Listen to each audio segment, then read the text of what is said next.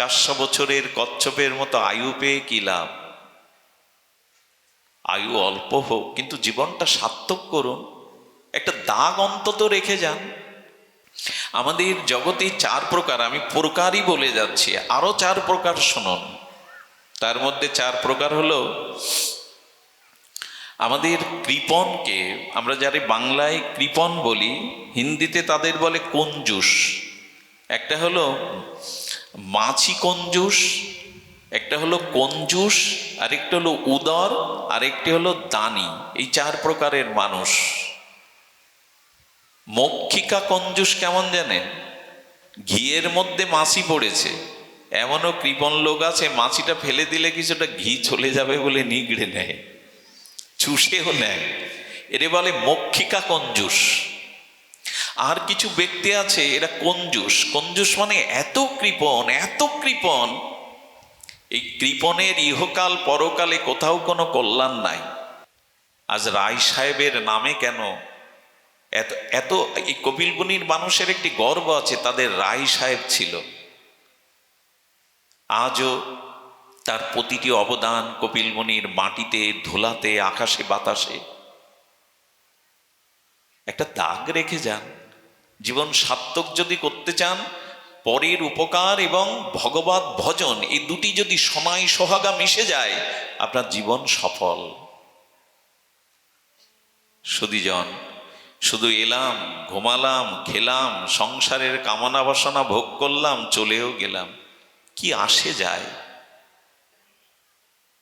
সুধীজন, এক সাধু 12 বছর সাধনা করে গুরুদেবের কাছে গেছেন। গুরুদেব সব বিদ্যা, 4 বেদ, ষড়শাস্ত্র, ব্যাকরণ, সাহিত্য, ইতিহাস, ভূগোল সবকিছু মুখস্থ করেছে আপনার কৃপায়। বলেন, একটা মানুষ মারা গেছে, বলতে পারিস ও স্বর্গে যাবে না নরকে যাবে? বলে, তা বলবো কি করে? বলে, তাহলে ওর কোনো জ্ঞানই হয়নি, ওইটা জেনে আয়, এনে আমাকে বল যে একটা মানুষ মারা গেলে স্বর্গে যাবে না নরকে যাবে, তবে বুঝবো তুই পণ্ডিত বা জ্ঞানী। আচ্ছা, কোথায় পাবো আমরা? উনি 1 বছর ধরে ঘুরছেন সাধু সন্ন্যাসীদের কাছে, প্রাজ্ঞদের কাছে, কোথাও পান না। একবার এক বাজারের মধ্যে পতিতালয়ের সামনে দিয়ে যাচ্ছেন, আর এক পতিতা তার দাসীকে বলছেন, এই ওই বলহরি বলতে বলতে নিয়ে যাচ্ছে শ্মশানে, দেখে আয় তো স্বর্গে যাবে না নরকে যাবে। পতিতার দাসী এসে বলছে ও স্বর্গে যাচ্ছে। সাধু ওখানে দাঁড়িয়ে গেছে, এই উত্তরটাই তো খুঁজে ফিরছে 1 বছর ধরে। তা পতিতার দাসী বলছে স্বর্গ কি করে বুঝলো? পরে আর একটা লাট যেতে গিয়ে তার সন্ধান এসে বলল ও নরকে গেছে। উনি আর বিলম্ব না করে পতিতার গৃহের মধ্যেই প্রবেশ করে নমস্কার দিয়ে বলছেন, মা, একটু আগে তোমার দাসীকে দিয়ে তুমি স্বর্গ নরকে পাঠালে 2 জন মৃত ব্যক্তি, একটু বলো এর রহস্যটা ভেদ করো। বলে, শুধু খেয়ে দিয়ে বড় হয়েছ, গেরুয়া রং কালার পরেছো, এইটুকু সহজ জিনিস বুঝতে পারোনি কে নরকে কে স্বর্গে যাবে? বললেন, ওটাই তো বুঝতে পারছি না। বলে, আমার দাসীর কাছেই শোনো, কেন বলল? দাসী বলছে, মা, প্রথম যে যাচ্ছিল দেখলাম বহু মানুষ চোখে জল ফেলছে, ডুবরে ডুবরে কাঁদছে, আর বলছে আমাদের হৃদয়ের ধনকে হারালাম, এত একটা পবিত্র সুন্দর মানুষ হারালাম, অনেক কিছু ক্ষতি হয়ে গেল। জগতে আমার পরমায়ু দিয়েও যদি ভগবান তাকে বাঁচিয়ে রাখতো। সবার চোখে জল, নিষ্কপট জল, হৃদয়ের শ্রদ্ধায় সবাই ক্রন্দনরত, প্রার্থনা করছে তার জন্য শত শত মানুষ। এই দেখেই বুঝেছি জগতে সে এমন কিছু কাজ করেছে, মানুষের হৃদয় জয় করেছে, মানুষের হৃদয়ে জায়গা করে নিয়েছে, এই জন্য অবশ্যই সে স্বর্গগামী হবে। পরেরটা বলেছি এর বিপরীতে, মিষ্টি বিলাচ্ছে, ও মারা গেলে মিষ্টি বিলাচ্ছে, মানুষ আনন্দ করছে, হাড় জুড়িয়েছে, পরিবেশ এবার শান্ত হবে, এই বলছে। এই দেখেই তো বললাম ও নরকগামী হবে। কিছু তো একটা অর্জন করা উচিত। শুধু এলাম, স্ত্রী পুত্র, বিল্ডিং বাড়ি, খাওয়া দাওয়া, ভোগ বিলাস করে কাটালাম, একটু জন্তু জানোয়াররা ওই খাওয়া ঘুম বংশ বিস্তার করে চলে যায়। আহার নিদ্রা ভয় মৈথুন সামান্য মেতাৎ পশুভি নরানাম এক মহান বিশেষ ধর্ম। আহার নিদ্রা ভয় মৈথুন পশুদের মধ্যেও আছে, আমাদের মধ্যেও আছে, পার্থক্য একটাই, পশুদের ধর্মবুদ্ধি নাই। পশুদের বিবেক চেতনা নাই, মানুষের আছে। এই জন্য এক মহান বিশেষ ধর্ম, এক মহান বিশেষ। তোমার মধ্যে যদি ত্যাগ, বৈরাগ্য, তিতিক্ষা, ধর্ম জাগরণ না থাকে, তবে পশুতে আমাতে কোনো পার্থক্য নাই। এই জন্য আসুন, এখানে বলা হয়েছে অর্থাৎই জীবনের প্রয়োজন যদি কিছু থাকে তো সেটা ভগবানের। ধ্রুব তো রাজ্য পাওয়ার জন্য ভগবানকেই ডাকলো। অর্থাৎই ভক্তের মধ্যে পড়ে সুদামা। সুদামাকে আমি ঠিক দরিদ্র বলতে ভালো লাগে না। আরে যার মধ্যে প্রেম ভক্তি আছে, নৈতিকতা আদর্শ আছে, সে দরিদ্র হতে যাবে কেন? সুদামাকে দরিদ্র বলা যায় না, সে কৃষ্ণ ধনে ধনী। কিন্তু সুদামার দারিদ্রতা ছিল, ছেড়া সুশীলা তার স্ত্রীকে 20 বছরে একটা শাড়ি কিনে দিতে পারেনি। অনেক সময় না খেয়েই পড়ে থাকতে হতো। সেই সুদামা কৃষ্ণকে কি কিছু বলেনি? অন্তর্যামী কৃষ্ণ বুঝতে পেরে সুদামাকেও দ্বারকার মতো অট্টালিকা, সম্ভার, সুখ সম্বাদ দিয়ে দিয়েছিল। আর তো অর্থাৎই ভক্ত ভগবানকেও বলে না, যদিও মনে মনে তার স্ত্রী সুশীলা বলেছিল, যাও বাল্যবন্ধু দ্বারকাধীশের কাছে যাও, সে আমাদের অভাব বোধ করে হয়তো কিছু ব্যবস্থা করবে। অর্থাৎই ভক্তকেও ভগবান এমনি করে কৃপা করেন, চাইতে হয় তার কাছে চান, ধ্রুবের মতো অন্য কারো কাছে না, ভগবানের কাছেই চেয়েছে। এরপরে জিজ্ঞাসু, এই জিজ্ঞাসু ভক্ত, আগের দুইজন ভগবানের খুব প্রিয় না, কিন্তু জিজ্ঞাসু ভক্ত ভগবানের খুব প্রিয়। এই জিজ্ঞাসু মানে জীবনে শান্তি পাবো কোথায়, আত্মকল্যাণ হবে কোথায়, সাধুগুরু বৈষ্ণবের সান্নিধ্যেই আমি প্রকৃত আমার বিবেককে, আমার চেতনাকে জাগাতে পারবো। ভগবৎ প্রাপ্তির এই যে জিজ্ঞাসা, কি করে কল্যাণ হবে, কি করে শান্তি পাবো, কি করে মঙ্গল হবে, কি করে আমার জীবনে পরিবর্তন হবে, এই জিজ্ঞাসা আজ আমাদের নাই। জয় রাধে। তাড়াতাড়ি দিয়ে দাও বাবা, তাড়াতাড়ি দিয়ে দাও। জয় শ্রী রাধে। ঠিক আছে, জয় রাধে। তো আমাদের জীবনে এই জিজ্ঞাসা আজ নাই। কিছু মনে নেবেন না, সাধু পেলেই আমরা কঠোর কঠোর প্রশ্ন জিজ্ঞাসা করে বসি, দেখি কত জলের মাছ কতটা জানে। প্রশ্ন আমাদের আজকে তর্কের জন্য, বিতর্কের জন্য, কিন্তু না, আমাদের জীবনে জিজ্ঞাসা থাকতে হবে। আমি কে, আমার দুঃখ কেন, আমার প্রকৃত মঙ্গল কিসে, আমার আত্মকল্যাণ কিসে হবে। এই ভাগবত এমন একটি ক্ষেত্র, আপনি 20টা গ্রন্থ পড়ে 1 বছর ধরে যেটা জানতে না পারবেন, 1 ঘন্টা 1.5 ঘন্টার ভাগবতে তার অনেক প্রশ্নের সমাধান দিয়ে যায় আচার্য যারা, পাঠক যারা। আমার মতো মাদিসজনের সে ক্ষমতা নাই, কিন্তু প্রকৃত নিষ্ঠাবান, সৎ, সদাচারনিষ্ঠ ভগবত ভক্ত যিনি প্রচারক, তার মধ্যে বহু শাস্ত্রের সমন্বয়ে আমাদের জীবনের অনেক সমাধান করে দেয়। যদি কোথাও যান তবে আত্মজিজ্ঞাসা করবেন, কি করে প্রকৃত মঙ্গল হবে, কি করে আত্মকল্যাণ হবে, কি করে এই সংসার চক্র থেকে আমি আত্মকল্যাণ এবং মুক্তি পাব। সুধীজন, এই জন্য আমাদের জীবনে আসতে হবে জিজ্ঞাসা। গোবিন্দ বলছেন জিজ্ঞাসু ভক্ত আমার বড় প্রিয়। অর্জুন জিজ্ঞাসা করেছেন বলে, বিষাদগ্রস্ত অর্জুন, চোখে অশ্রু জল, কর্তব্য বিমূঢ়তা, ক্লান্ত শ্রান্ত হয়ে ধনুর্বাণ ত্যাগ করে, গান্ডীব পরিত্যাগ করে কাঁদছে, কম্প হচ্ছে, তার শরীর শুকিয়ে যাচ্ছে। আচ্ছা, এই বিষাদ নিয়ে গোবিন্দকে প্রশ্ন করলেন, আমার কর্তব্য বলো, কিসে আমার কল্যাণ, কোনটা আমার পথ, কোনটা কর্তব্য বলো। এই বিষাদগ্রস্ত অর্জুনের প্রশ্নে গোবিন্দ তাকে কি দিলেন? প্রসাদ দিয়ে দিলেন। ক্লান্তি, কর্তব্য বিমূঢ়তা দূর করে বিশ্ববিজয়ী করলেন অর্জুনকে। জিজ্ঞাসা ছিল বলেই তো। গাভীর বাটে দুধ আছে, বাছুরটা যদি দুধও না দেয়, ধাক্কা না দেয়, গাভী দুধ দেবে কেন? আমাদের জিজ্ঞাসা কি আজ? আত্মজিজ্ঞাসা করি আমরা? আত্মজিজ্ঞাসা নচিকেতা করেছিল যমকে, তুমি বলো মৃত্যু রহস্যকে কি করে আমি ভেদ করতে পারবো, মৃত্যুকে কি করে জয় করতে পারবো। আজ মানুষের জিজ্ঞাসাই নেই।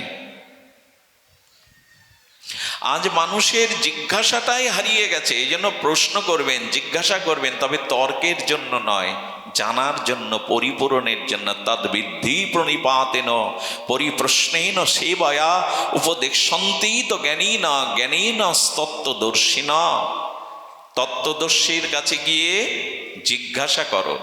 এক যুবক বিবাহ করবে, তো এক আচার্যর কাছে গিয়ে বললেন, আমি সংসারই করতে চাই, যদি সংসারকে সুন্দর করে ভগবত পাওয়া যায়, সংসারে শান্তি প্রতিষ্ঠা করা যায়, এই উপদেশ আমায় দেন। বলে, উপদেশ আমি দিতে পারবো, কিন্তু প্র্যাকটিক্যাল জ্ঞান পেতে গেলে তোমাকে অমুক ঋষির কাছে যেতে হবে। ছুটে গেছেন, বেলা তখন দ্বীপ্রহর। ঋষি জপ ধ্যান করছিলেন। ঋষিকে বললেন, আমি সংসারী হতে পারি যদি আমাকে শান্তির পথ বলে দেন, কি করে সংসার শান্তিময় কল্যাণময় হয়। সাধু তখন বলছেন, এসছো, বসো। উনি বাইরে থেকে স্ত্রীকে বললেন, তাড়াতাড়ি কিছু প্রসাদাদি করে আমাদের দুজনকে সেবা দাও তো। স্ত্রী খুব দ্রুত সবজি রুটি এনে দিয়েছে। সবজি রুটি সাধু পরমানন্দ ভগবানকে নিবেদন করে খাচ্ছে। আগন্তুক যে জানতে ছিল সংসারে কি করে শান্তি প্রতিষ্ঠা হয়, সে থুতু করে ফেলে দিল, মানে লবণই দেয়নি। মনে মনে বলছে, পাগল ছাগল ছাড়া কি, লবণ দেয়নি, কিছুই দেয়নি, কেমন আনন্দে খাচ্ছে। এরপরে বলছেন, এবার আসি। মনে মনে বলছেন, বোঝা হয়ে গেছে, লবণহীন তরকারিও আনন্দে খাচ্ছে, এ আমায় কি জ্ঞান দেবে। বলে, শোনো শোনো, তুমি কি জানতে এসেছিলে না? বলে, জানার। একটু বসো।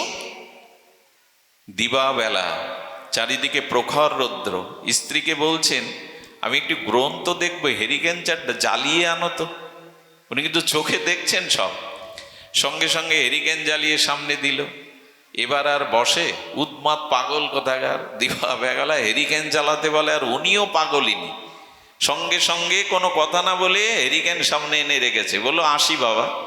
বলো, উপদেশ নিয়ে যাবে না?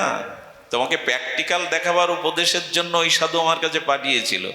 সংসার যদি করতে চাও, তবে এই দুটো শিক্ষা নিয়ে যাও। আমি তাড়াতাড়ি রান্না করতে বলেছি, সে তাড়াতাড়ি সেবা করানোর জন্য লবণ দিতে ভুলে গেছে। সেটাও যদি হাসি মুখে পরমানন্দে মেনে নিতে পারো, তবেই সংসার করার অধিকারী তুমি। কিছু মনে নেবেন না, পুরুষ শাসিত সমাজে অনেক মা যদি লবণ কম দিয়ে বসে, 14 গোষ্ঠী উদ্ধার করে দেই আমরা। আরো যা করি তা না বলাই ভালো। সবাই যে করি তা না, এইটুকু সহনশীলতা নেই তো আপনি সংসার করবেন কি? যদি ব্যতিব্যস্ততায় তার কোনো ভুল হয়ে থাকে, ক্ষমা সুন্দর দৃষ্টিতে দেখুন। আর হেরিকেন জ্বালাবার রহস্য শুনবে না। স্ত্রী এসে তখন বলছেন, আমি জানি উনি চোখে দেখেন, সূর্যের আলোতে গ্রন্থও দেখা যায়, কিন্তু তোমাকে জানানোর জন্য আমি এই করলাম যে স্বামী যা বলে মাঝে মাঝে বিনা বিচারে তা পালন করাই উচিত তার সুখের জন্য।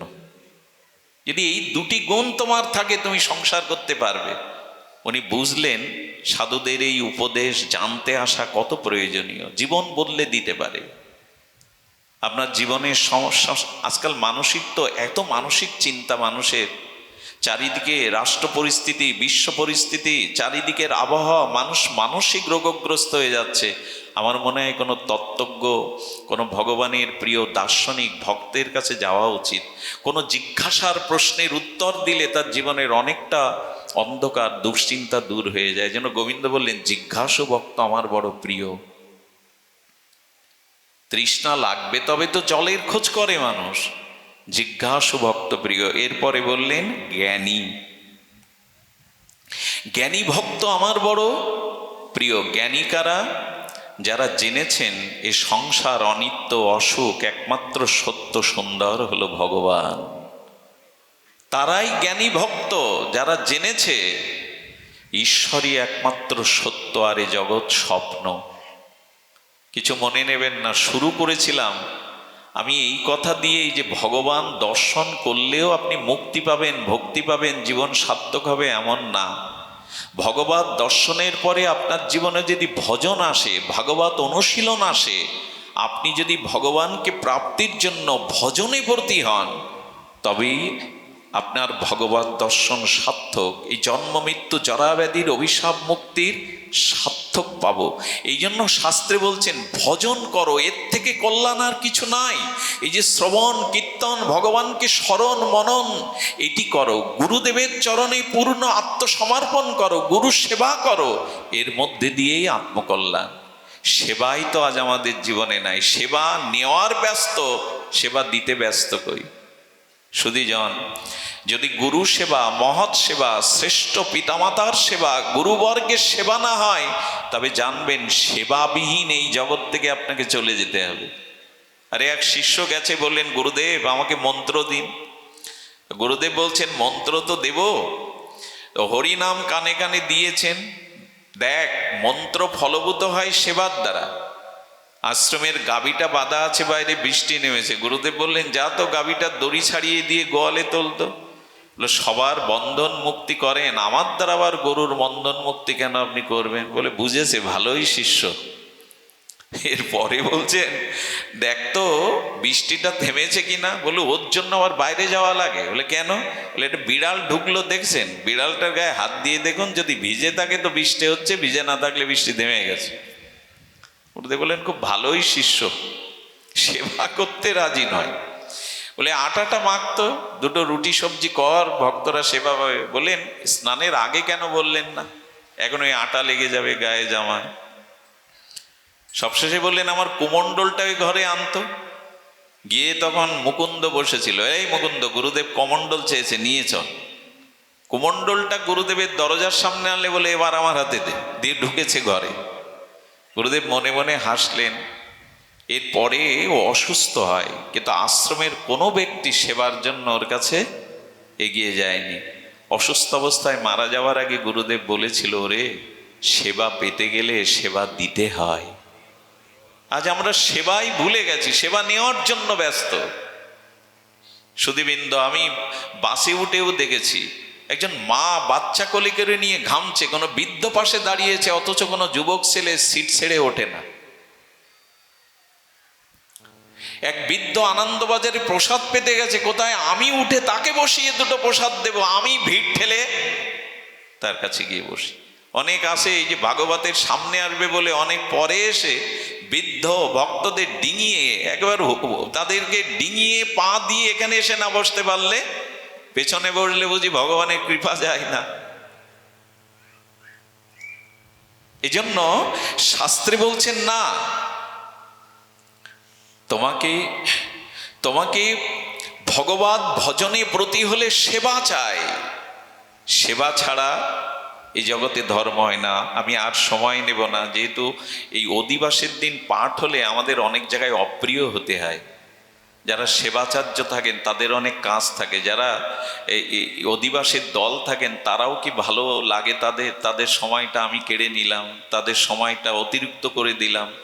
তো এই জন্য অধিবাসের দিন পাঠে অনেকের কষ্টের কারণ হই আমরা, যেন তারা কষ্টের কারণ না হয়। আমি আপনাদের আরও শেষে চারটি কথা বলবো। দেখুন, আসুন আমরা চেষ্টা করি মনুষ্যত্বের জয়গান দিয়ে শুরু করেছিলাম, কি করে মনুষ্য জন্ম সার্থক হয়। তবে আপনাদের শেষের এই চারটি কথা বলেছেন আমাদের বৃন্দাবনের আচার্য পরিব্রাজক মহাত্মা, খুব হৃদয় দিয়ে শুনেছেন, এতক্ষণ শুনবেন এই প্রার্থনা করি। সেটা হলো আমাদের জগতে চার প্রকার, আমি প্রকারই বলে যাচ্ছি, আরো চার প্রকার শুনুন। তার মধ্যে চার প্রকার হলো আমাদের কৃপণকে, আমরা যারা বাংলায় কৃপণ বলি, হিন্দিতে তাদের বলে কঞ্জুস। একটা হলো মাছি কঞ্জুস, একটা হলো কঞ্জুস, আরেকটা হলো উদর, আরেকটি হলো দানি। এই চার প্রকারের মানুষ। মক্ষিকা কঞ্জুস কেমন জানেন? ঘিয়ের মধ্যে মাছি পড়েছে, এমনও কৃপণ লোক আছে মাছিটা ফেলে দিলে কিছুটা ঘি চলে যাবে বলে নিগড়ে নেয়, চুষেও নেয়। এরে বলে মক্ষিকা কঞ্জুস। আর কিছু ব্যক্তি আছে এরা কঞ্জুস। কঞ্জুস মানে এত কৃপণ, এত কৃপণ, এই কৃপণের ইহকাল পরকালে কোথাও কোনো কল্যাণ নাই। একবার একটা ঘটনা মনে পড়ে, আপনাদের মুখে যদি একটু হাসি ফোটাতে পারি। একজন কৃপণ 4 কিলোমিটার দূরে গঙ্গা, কিন্তু কোনোদিন গঙ্গা স্নানে যায় না। তার স্ত্রী ভক্তিমতী বলল, ওগো পাশে গঙ্গা, সারা জীবনে গেলে না? বলে, গেলে 100 টাকা দক্ষিণা দিয়ে পুরোহিতকে স্নান করতে হয়, ওই ঘাটে আমি যাব না। বলি 100 টাকা এত বাদে তোমার? আরে যাও না, একটু গঙ্গা স্নান করে এসো, ডুব দিয়ে এসো। স্ত্রী ঠেলে ঠেলে বলে বলে পকেটে 100 টাকাও গুজে দিয়েছে, যাও।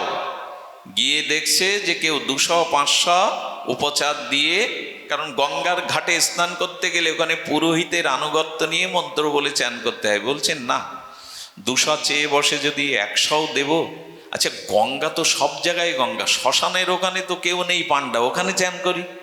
গঙ্গা তো সব গঙ্গা, শ্মশানের ওইখানে কেউ নেই, ডেকে ও ডুব দিতে গিয়ে বলছে কেউ নেই তো পাশে, এখানেও কোনো ঘাট ডাক থাকতে পারে। দেখছে কোনো পাণ্ডা নেই, যেন ওই ভেবে ডুব দিতে যাচ্ছে। ভগবানের হাসি পেয়েছে বিষ্ণু, বললেন আমি একটু পাণ্ডা সেজে যাই না, ও শেষটা দেখি। এই গেরুয়া বসন্তরে ভগবান বিষ্ণু পাণ্ডা রূপে দাঁড়িয়ে যেই ডুব দিয়ে পেছনে ফিরেছে, বললেন এখানে আপনি? বলে এই ঘাটের ডাক আমার। বলে প্রথমে তো দেখিনি। বলে সবসময় দেখবে, এর মানে কি? দাও 500 টাকা দাও, এই ঘাটে স্নান করলে 500 টাকা। মনে মনে বলছেন কি বলবেন? বলে দেখো, আচ্ছা আমি যে এসেছি, আমি তো কাছে কিছু আনিনি। আচ্ছা এক কাজ করুন, আমার বাড়ি তো 4 কিলোমিটার দূরে, আমি আমার নাম ঠিকানা দিয়ে যাচ্ছি, কোনোদিন ভ্রমণ করতে গিয়ে একটু একটু যাবেন, ওইখান থেকেই নিয়ে আসবে। 100 টাকা বাজলে তো অনেক কিছু কালকে ব্যয় করা যাবে, এই ভেবে সেই টাকাটা পকেটে নিয়েই চলে এসছে। উনি তো পাণ্ডা না, স্বয়ং ভগবান। লীলা বিলাস করার জন্য 1 সপ্তাহ পর ভিখারির বা সাধুর রূপ ধরে গিয়ে বলছেন, মা অমুক বাড়ি আছে। উনি বাইরের কাজ করছিলেন। বললেন, বাবা আপনি কি? বলো, ওই যে তোমার পতিদেবতা গঙ্গা স্নান করে দক্ষিণা না দিয়ে বাড়িতে আসার কথা বলেছে, তাই চলে এসছে, একটু পাঠিয়ে দাও। স্ত্রীকে বললেন, টাকা দিয়ে আসনি, দক্ষিণা দিয়ে আসনি? ওই দেখো উঠানে উপস্থিত। বললো, গিয়ে বলো আমি খুব মারাত্মক অসুস্থ, উঠতে পারছি না। স্ত্রী বেচারা কি করবে? কেউ কেউ আবার স্বামীরা কি বলে জানেন? স্বামীর কথা মতো চলাই স্ত্রীর ধর্ম। এরকম বুলি আওড়ায়, কিন্তু কি বুলি আওড়াচ্ছে, কি শিক্ষা দিচ্ছে? বললেন, বাবা উনি তো অসুস্থ, উঠতে পারছেন না, আপনি কদিন পরে যদি আসেন তখন দক্ষিণাটা নিয়ে যাবেন। বিষ্ণু পেছনে ফিরে বললেন, তুমি ছাড়লে কি হয়, আমি যারে ধরি তারে সহজে ছাড়ি না। আবার কিছুদিন পরে এসে বললেন, আজ কি করব বলে দাও। আর কত, আর কত? বললেন, আজ আর বলবে কি? কি করলো জানেন? শীতের সিঁদুরটা কিছুটা ওপরে মুছে দিয়ে বললো, আমি মারা গেছি গিয়ে বলো, তাহলে আর টাকা নিয়ে চলে যাবে। উনি কষ্ট পেয়েছেন। কৃপণ ব্যক্তি সবখানেই জীবনটাকে নষ্ট করে দেয়, সংসারও নষ্ট করে, প্রতিবেশীও নষ্ট করে, জীবনটাও নষ্ট, পরকালটাও নষ্ট করে দেয়। কৃপণতা এক মহাপাপ। যার যেটুকু সামর্থ্য আছে, সেই সামর্থ্য থেকে যদি সে সংকুচিত হয়, এটি খুব বড় অপরাধ ডেকে আনে তার জীবনে। সংকীর্ণতা কখনো মানুষকে উদার করতে পারে না, শ্রেষ্ঠ করতে পারে না। ভগবান তখন হাসছেন। ওনার স্ত্রী বলছেন, এই বিপদের দিনে আপনার মুখে হাসি? বলে, দুঃখ কষ্ট তোর মা, কিন্তু আনন্দ আমার কেন জানিস? ও আমার যজমান, ওকে গঙ্গা স্নান করেছে, এখন শেষ কাজটাও আমার দ্বারা হবে, আমি ভাগ্যবান, এই জন্য হাসছি। সরে দাঁড়া, ওরে শ্মশানে নিয়ে যায়, শেষ কাজটা আমার হাত দ্বারাই হোক। আচ্ছা, ঘরে যখন ঢুকছে তখন মরকট দম বন্ধ করে আছে, ঘরে ঢুকছে তো শুনতে পেয়েছে মরার মতো। ভগবান তো তার অলৌকিক ক্ষমতায় কিছু লোকজন নিয়ে তাকে কাঁধে করে চিতায় যখন তুলেছে, যে তখনও নিশ্চুপ আছে। 100 টাকা আগুন দিতে ভগবান বললেন, আগুনে মরতেও রাজি, অথচ 100 টাকা দিতে রাজি না। সবাইকে সরিয়ে দিয়ে বললেন, ওর কানে কানে শেষ বেলায় একটু হরিনাম দিই, তোমরা সরে দাঁড়াও। কানে কানে বললেন, ওরে আমি বিষ্ণু ভগবান, পাণ্ডা না, তুই এবার চোখ খোল। যেই চোখ খুলেছে দেখছেন সেই গেরুয়া পাণ্ডা। বলে, আপনিই তো সেই। বলে আবার চোখ বন্ধ করেছে। ভগবান তখন বলছে, এইবার চোখ খোল, আমি কে, আমাকে দেখ। বিষ্ণুরূপ ধরেছে। বললেন, দেখ আমি তো এক লীলাময়, কিন্তু তুই যা লীলা করলি 100 টাকার জন্য, তাতে আমার খুব আনন্দ হয়েছে, কিছু চা, বর চা। কি চাইলো জানেন?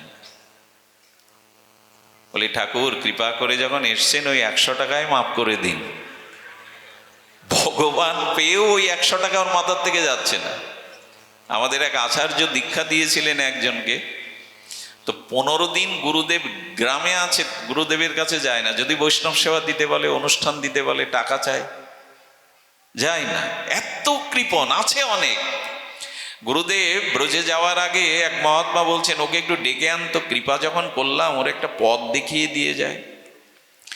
এসছে দূর দূর বুকে, যদি টাকা চায়, কিছু চায়। যখন ওর মনের ভাব বুঝতে পেরেছে অন্তর্যামী গুরুদেব বললেন, দেখ আমি তো কাল চলে যাব, তোকে এমন একটা সাধন দিয়ে যাব যেটা তোর আত্মকল্যাণ করবে, ঈশ্বর প্রাপ্তি হবে। আমি তো আশ্রয় নিয়েছিস, তোকে একটা কল্যাণের পথ বলে দিতে হবে। বলুন। বললেন, দেখ আমি যে ভজন তোকে বলবো, একটা কানা করিও তোর ব্যয় হবে না। তখন আগ্রহ বেড়ে গেছে। গুরুদেব বলুন, আমি রাজি আছি, পয়সা তো লাগবে না, বলুন। বলে, কাল সকালে স্নান করবি, শুদ্ধ কাপড়টা পরবি, একটু তিলক নিবি, 5-10 মিনিট ঠাকুরের সামনে বসে নিজে নিজে মনে মনে রান্না করবি, যা ভালো লাগে। মনে মনে, কোনো বাজার করতে হবে না, আগুন জ্বালাতে হবে না, মনে মনে রান্না করে ক্ষীর করে ঠাকুরকে একটু নিবেদন করিস। প্রথমে 5-7 মিনিট করিস, পরে ভালো লাগলে সময় বাড়িয়ে দিস।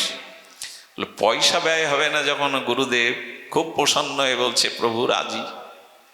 পরের দিন সকালে স্নান করে একটু তিলক নিয়ে বসে বলে, ক্ষীর রান্না করি, কিশমিশ, বাদাম, চিনি গুঁড়া চাল দিয়ে ক্ষীরটি রান্না করে যখন ভগবানকে ভোগ লাগাতে গেছে পাত্রে, তখন বলছে, সব দেব, অর্ধেক দিলে হতো না। কৃপণতা ওখানেও পৌঁছে গেছে। যেই আমি সত্য ঘটনায় বলছি, যেই মনে মনে কাটতে গেছে, ভগবান প্রকট হয়ে গেছেন। সদ্গুরুদেবের, আরে তোর কি আসে যায়, মনে মনে আমার সম্পদ আমাকে দিবি, তোর কি আসে যায়। ভগবান প্রকট দেখে বললেন, প্রভু তুমি প্রকট হয়েছ। ওই ব্যক্তি সমস্ত অর্থবিত্ত গৌড়ীয় মঠে দান করে ব্রজের পথে চলে গিয়েছিলেন। কৃপণতা খুবই দোষ। এই জন্য বলছেন, কঞ্জুস হতে নেই। সারা বছরে বাড়িতে অন্তত যার যতটুকু সামর্থ্য, একটু বৈষ্ণব সেবা, একটু হরিনাম হরিকথা দিতেই হয়। নিজের বেলায় আমাদের সব জোটে। 5টা আত্মীয় এলে, তাকে জামাই এলে কি করে আদর করে খাওয়াতে হবে এটা বাধা নাই, কিন্তু 5 জন সাধুকেও আদর করে কখনো সেবা দিয়েছেন? গৃহে বৈষ্ণবের পায়ের ধুলো পড়া দরকার, একটু হরিনাম হরিকথা উচ্চারণ হওয়া দরকার, না হলে ওটা শ্মশান হয়ে যায়। শ্মশান পবিত্র বটে, কিন্তু ওটা শান্তির জায়গা নয়, মৃতকে শোয়ানো হয়। এই জন্য গৃহ শ্মশান তার, যার গৃহে একটু সাধু সেবা, বৈষ্ণব সেবা, শ্রীগুরুর পদার্পণ, হরিনাম হরিকথা হয় না, সে গৃহটা আজকে দেখুন, আমাদের যুগল কিশোর, এই মানুষটি সদালাপী ছিলেন, অল্প কথা বলতেন, কিন্তু জগতে অনেক কাজ করে গেছেন। আজকের এই যজ্ঞটার পিছনে তার অবদানই সব থেকে বেশি। একটা মানুষ যখন উদার হয়, একটা মানুষ যখন তার জীবনের মঙ্গলময় সমর্পিত কাজে সে কিছু করে যায়, এই মানুষগুলো জগৎকে কিছু দিতে আসে, কিছু পেতেও আসে। তার মৃত্যুর পরে কপিলবনিবাসীর আমি যার মুখে শুনেছি, তিনি হৃদয়ে ব্যথা পেয়েছিলেন এই মানুষটাকে হারিয়ে। এই জন্য আমি আপনাদের বলবো, কৃপণতা এমন একটি দোষ। এই কৃপণতা আজ আমাদের অন্য কিছুতে কৃপণতা নাই, সৎ কাজেই কৃপণতা। সুধীবৃন্দ, এই জন্য ভগবানের জন্য, ভক্তের জন্য, জগতের হিতের জন্য কঞ্জুস না হয়ে উদার হতে হবে। উদার যেমন সে নিজের জন্যও করে, জগতের জন্য, ভগবানের জন্যও করে উদার। আর আমি শুরুতেই বলেছিলাম, মানুষ ব্রহ্মার থেকে বলেছিল দান। আপনি এই কলিযুগে খুব বেশি কিছু করতে পারবেন না, কিন্তু দানটা আপনি করতে পারবেন যেটুকু সামর্থ্য। আর এই দানই কলিযুগের, দান এবং দয়া, এই দুটি ধর্মের মধ্যে প্রধান বলা হয়েছে। সেই দানটা কেমন, দানই মধ্যে শ্রেষ্ঠ কেমন, চলুন ভগবান শ্রীকৃষ্ণের মুখে শুনে আজকের পাঠ বিশ্রাম করি। হৃদয়টা আমার হৃদয়কে ভিজিয়ে দেয়। যেদিন কর্ণে যুদ্ধে পরাস্ত হলো, মরিনি, সন্ধ্যার শিয়াল ডাকছে, কুকুরগুলো ডাকছে, রক্তের স্রোত বইছে, কর্ণ তখন যন্ত্রণা কাতর। এদিকে কর্ণকে পরাস্ত করার পরে পঞ্চপাণ্ডবদের মুখে হাসি, পঞ্চপাণ্ডবরা আনন্দ পেয়েছে, কিন্তু দেখছে তাদের প্রাণনাথ, তাদের হৃদয়নাথ কৃষ্ণ কাঁদছে। ভগবানের চোখের জল সহসা আসে না। ভগবান যখন কাঁদছেন, তৃতীয় পাণ্ডব অর্জুন গিয়ে বলতেন, কেশব আপনার চোখে জল কেন জানো অর্জুন? জগতে একজন শ্রেষ্ঠ দাতা দানী এখন চলে যাচ্ছে। বলে কে সে যার জন্য আপনার চোখে জল? শ্রেষ্ঠ দাতা শ্রেষ্ঠ দানী চলে যাচ্ছে, কে সে? বলেন দেখবে, আমার সাথে এসো। তবে তার কাছে যেতে গেলে একটু রূপ বদলাতে হবে। গোবিন্দ ব্রাহ্মণের রূপ ধরলেন, অর্জুনের রূপ বদলিয়ে গেলেন ওই রক্তাক্ত মমস্যপ্রায় কর্ণের কাছে, যন্ত্রণায় কাতর। কর্ণ তখনও মরেনি, মমস্য। ব্রাহ্মণকে দেখে কাতর স্বরে বলছেন, আমার প্রণাম নিন। কৃষ্ণ সামনে দাঁড়িয়ে কর্ণকে বলছেন, আমি শুনেছি তুমি দাতা শিরোমণি, তুমি দানী। আমি দুটো স্বর্ণ মুদ্রার জন্য তোমার কাছে এসেছিলাম। কর্ণ তখন বললেন, হে ব্রাহ্মণ দেবতা, হে ভূদেব দেবতা, আপনি চলে যাবেন না। একটু কৃপা করে কষ্ট করে আমার সহধর্মিণীর কাছে চাইলেই তিনি অনেকগুলো স্বর্ণ মুদ্রা দিয়ে দেবে। বলে নিজে দিতে পারছ না, আমাকে আবার পাঠাচ্ছ? আমি তোমার দুয়ারে এসছি, আমি অন্যের কাছে যাব? ফিরে যাচ্ছে। হে ব্রাহ্মণ দেবতা, ক্ষীণ কণ্ঠে চোখের জলে বলছে, হে ব্রাহ্মণ দেবতা, আপনি যাবেন না, আপনি আমার কাছে আসুন, কৃপা করে দুপা এগিয়ে আসুন। যখন বলেছেন, আপনি একটা কাজ করুন, আমার দুটো দাঁত স্বর্ণ দিয়ে বাঁধানো, এই দুটো স্বর্ণ মুদ্রার থেকেও আরো ভারী, আপনি কৃপা করে এই নুড়ি পাথরটা আমার কাছে এনে দিতে পারেন, যেটা সামনে পড়ে আছে? বলে নিজে দাও তো দাও, ওই পাথর এনে দেবো, তাই দিয়ে আমাকে দেবে? আরে দিতে চাও তো তুমিই দাও, আমি চলে যাচ্ছি। কত পরীক্ষা! কর্ণ বললেন, যাবেন না ভূদেব, যাবেন না, কৃপা করে একটু একটু অপেক্ষা করুন। উঠতে পারছে না, রক্তাক্ত শরীর, ধুলায় গড়াতে গড়াতে ওই শরীর নিয়ে পাথরটার কাছে গেলেন। ওই অবস্থায় পাথর দিয়ে কোনো রকমে দাঁতটা ভেঙে হাতে করে বললেন, হে বুধে, কৃপা করেই দান গ্রহণ করে আমাকে ধন্য করুন। বলেন, বাহ, নিজের উচ্ছিষ্ট গালের লালা রক্ত মিশানো ব্রাহ্মণকে দান করছো? ওই অপবিত্র মাখা রক্ত আমি দান নিতে পারি না, কৃপা করে যাবেন না, একটু দাঁড়ান। সুধীবৃন্দ, চোখের জল ছেড়ে দিয়ে কর্ণ সেই সোনার দাঁতগুলো ধুয়ে দিল। আপনি চলে যাবেন না, আমার দুয়ার হতে আমি কাউকে কখনো ফিরাইনি। অর্জুন বিস্ময়কর চোখে কাঁদছে, চোখের জলে স্বর্ণমুদ্রা যখন দিয়ে হাতে দিল, ভগবান সহ্য করতে পারলেন না, স্বরূপে প্রকট হয়ে গেলেন। কর্ণ, কর্ণ, আমি তোমার সামনে দাঁড়িয়ে, আমার কাছে অন্তত কিছু চাও তুমি? বলে, সারা জীবন আমি দিয়েছি, চাইনি, তবে আজ যখন বলছো চাইছো, তবে শোনো, যারা মৃত্যুর সময় তোমার চরণ দর্শন করে তাদের আর চাওয়ার কিছু থাকে না। কেশব, মৃত্যুর সময় যারা তোমাকে দর্শন করে তাদের চাওয়ার কিছু থাকে না। দাঁড়াও, আমার সম্মুখে তুমি দাঁড়াও। চরণে মস্তক রেখে কর্ণ চিরদিনের মতো আশ্রয় নিলেন।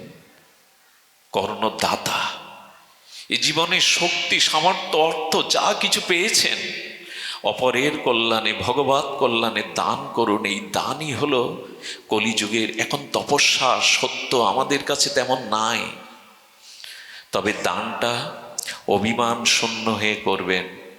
এই যাগযজ্ঞ আমরা যারা করি, নিজেদের ঢাকঢোল পিটানোর দরকার নাই। কোনো কর্ম করে, কোনো দানের দ্বারা নিজের নামটা প্রতিফলন করাবার, প্রচার করার চেষ্টা করবেন না, ওটি দান নয়। আপনি ভাবুন তো, অনন্ত বিশ্ব ব্রহ্মাণ্ড যিনি রচনা করেছেন, কোথাও ভগবান নিজের নাম সই করে রেখেছেন এই জগৎ আমি সৃষ্টি করেছি? কোথাও নিজের নাম লেখেননি। অন্তত 2000 টাকা দিয়ে আমি 5-7 জনের নাম প্লেট বসিয়ে দিই। রামকৃষ্ণদেব এক মাকে বলেছিল, তুই গয়ায় গিয়ে পুণ্য সঞ্চয় করিসনি, পাপ মেখে আসছিস, ওখানে প্লেট বসিয়ে আসছিস। সারা বিশ্ব ব্রহ্মাণ্ড যিনি রচনা করলেন তিনি নিজের নাম কোথাও লেখেননি। সুধীবৃন্দ, দান চাই, দরিদ্রতা থাকুক, অভাব থাকুক, কিন্তু মনটা যেন উদার হয়। আমার কি মনে হয় জানেন, দিতে যারা পারে না এদের পাওয়াও কখনো ঘটে না। আচ্ছা, কুয়ো থেকে যত জল তুলবেন, কুয়ো বলে কি আর জল দেব না? 2 বছর কুয়ো থেকে জল তোলা বন্ধ করুন, 2 বছর পর কুয়োটা বুঝে যাবে, আর দেবে না। এ জগতে নিজের শক্তি সামর্থ্য অন্যের কল্যাণে ভগবৎ প্রীতার্থে ব্যয় করুন, অভিমান শূন্য হে ব্যয় করুন। এই দানের মধ্যে দিয়েই ভগবান বললেন এ জগতের শ্রেষ্ঠ দানী কর্ণ জীবনের অন্তিম বেলায় এমনি করে সর্বস্ব দিয়ে গেলেন। সুধীবৃন্দ, সুদামা একটু ওই পরমান্ন পেয়েছিলেন, ওইটা যখন মুখে দিতে যাবে এক অতিথি দুয়ারে দাঁড়িয়ে, অতিথিকে তার থেকে এক ভাগ দিলেন। আর এক ভাগ যখন পেতে যাবে তখন গাভীটা হাম্বা হাম্বা করে ক্ষুধায় ডাকছে, ওই অংশটা গাভীকে দিলেন, পাতাসহ দিয়ে দিলেন। একটু জল পেয়ে কৃষ্ণকে বললেন, সখা তোমার কত বড় কৃপা আমার উপরে, আজ আমার দ্বারা অতিথি সেবা করালে, গাভী মায়ের সেবা করালে। জল পেয়েই পরমানন্দে বললেন, প্রভু এটা তোমার দয়া, আমার দ্বারা তুমি দান কর্ম সেবা কর্ম করালে। এরকম করে ভাবলে দারিদ্রতার মধ্যে দিয়ে এই আনন্দ কখনো আপনাকে ছেড়ে যাবে না। আসুন, এই দুদিনের জীবন কখন প্রদীপ নিভে যাবে, এই ঐশ্বর্য কখন অস্তগামী হবে জানি না, কিন্তু যাওয়ার আগে এই মনুষ্য জীবনকে সার্থক করার জন্য আমরা দাতা হই। যদি সামর্থ্য যার যতটুকু আছে, তবে শ্রেষ্ঠ দান কি জানেন? অন্নদান তৃতীয় দান। অন্নদান প্রথম দান না। অন্ন যাকে দেয়া হয় তার ক্ষুধা আবার পায়। একাধারে কাউকে অন্ন দিলে সে অলস হতে পারে, কর্মহীন হতে পারে। এই জন্য অভুক্তকে অন্নদান তৃতীয় দান। দ্বিতীয় দান হলো শিক্ষাদান। যদি গ্রামের মানুষগুলোকে একটু শিক্ষিত করতে পারেন, একটু অক্ষর জ্ঞান করাতে পারেন, এই চেষ্টা যদি আপনার মধ্যে থাকে, এই শিক্ষাদান হলো দ্বিতীয় দান। এবং প্রথম এবং শ্রেষ্ঠ দান হলো নিজে ভগবত অনুশীলন করে, নিজে ভজন সাধন করে, সেই সাধন উপলব্ধি যদি অন্যের মধ্যেও ধর্ম দান করতে পারেন, ভগবত প্রেরণা দান করতে পারেন, এই দানই হলো শ্রেষ্ঠ দান। যদি অন্যকে এই ভগবতমুখী করতে পারেন, নিজে ভগবতমুখী হয়ে আচরণশীল হয়ে যদি অন্যদেরকেও এই ধর্মদান করতে পারেন, শ্রেষ্ঠ দান আজ এই দেব ভবনে হচ্ছে। বহু মানুষকে একত্রিত করে যদি ভগবত ভক্তি দান, ভগবত জ্ঞান, আধ্যাত্ম চেতনা দান করা যায়, এই দানই শ্রেষ্ঠ দান। অন্ন দান করলে আবার ক্ষুধা লাগে, বস্ত্র দান করলে সে বস্ত্র ছিঁড়ে যায়, ঘর বেঁধে দিলে ঘর ভেঙে যায়। কিন্তু মানুষের ভিতরে ভগবত ভক্তি চেতনা যদি দান করা যায়, এটা জন্ম জন্মান্তরে তার সাথে থেকে যায়, ভগবত চরণ পর্যন্ত তার প্রাপ্তি হয়। এই জন্য ভরিয়ে জানা শ্রেষ্ঠ দান হলো ভগবানের এই নাম রূপ লীলা কথা দান। আগামীকালের যজ্ঞে সবাই আসবেন, এই যজ্ঞ সম্পূর্ণ হোক এই প্রার্থনা করে আপনারা যুগল কিশোর বাবুর জন্য একটা হাত তুলে প্রার্থনা করুন। তিনি যেখানেই থাকুন যেন ভগবানের চরণ লাভ করতে পারেন। এই পরিবারের সবার মঙ্গল কামনা করে, আপনাদের সকলের স্বস্তি শান্তি কামনা করে আজকের মতো হরিকথার এখানেই বিশ্রামং। সর্বে ভবন্তু সুখিনঃ, সর্বে সন্তু নিরাময়া, সর্বে ভদ্রাণি পশ্যন্তু, মা কশ্চিৎ দুঃখ ভাগ ভবেৎ। সকলেই সুখী হোক, সকলেই মঙ্গল লাভ করুক। জয় শ্রী রাধে।